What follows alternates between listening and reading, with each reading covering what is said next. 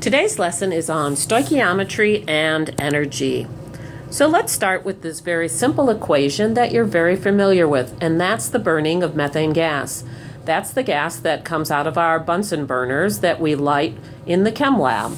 So here's the equation, and notice it is a exothermic reaction, which you're well aware of. It produces 684 kilojoules of energy. And notice we have the delta H to the side here, but we could also put that in the equation itself. So it's a negative delta H. That means that energy is produced. That means it's part of the products. So I could rewrite this equation with methane gas reacting with oxygen gas to make carbon dioxide gas and water vapor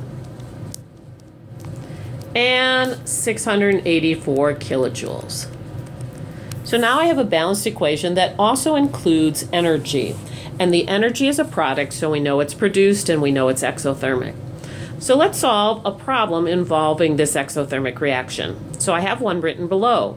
It says how many kilojoules of energy are produced when 55.2 grams of methane react.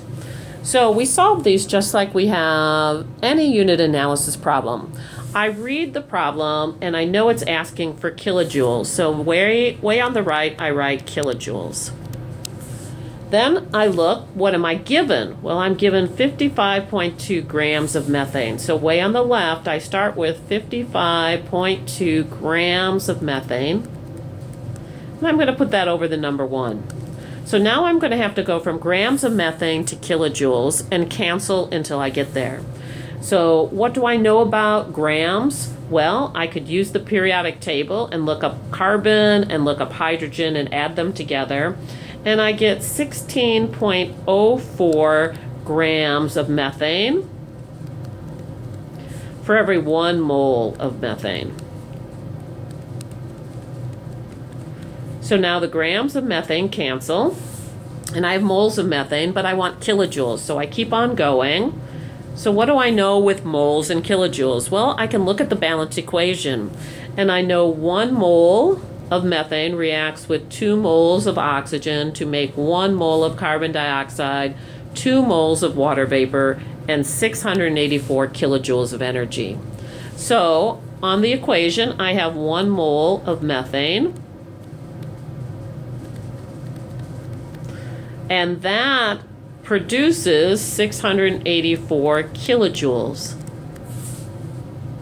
So now the moles of methane cancel. I'm at kilojoules. Well, that's what I want. So now I take out my calculator and put in 55.2 divided by 16.04 times 684, and I get a large number of 2,353.9 kilojoules. But that has too many significant figures. I've got 1, 2, 3 here, 4, 3. I only can have 3 in my answer. So 2,350 kilojoules is my answer. So there you have it, one problem. Let's do one more so you can get a little bit of practice. So let's take the same equation and answer another question. Here it says how many moles of water vapor are produced when 130.8 kilojoules of heat are also produced. So what am I looking for? I'm looking for moles of water. And in a combustion reaction, it usually comes off as water vapor, so moles of water. And I'm starting with 130.8 kilojoules. I'm going to put that over the number 1 just to remind myself it's in the top of the fraction. And I've got to get rid of kilojoules. Well, I look at my equation. I know there are 684 kilojoules from the equation right here.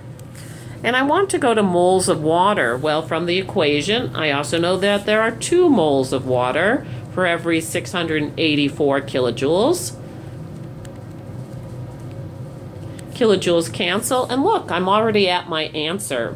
So I get out my calculator, and 130.8 times 2 divided by 684 gives me 0.38245 moles of water.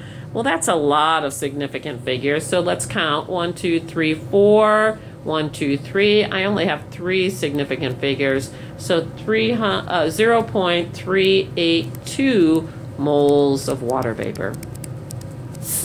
And there we have it, stoichiometry and energy. Hopefully this looks familiar to you, and try some yourself. Thanks for listening.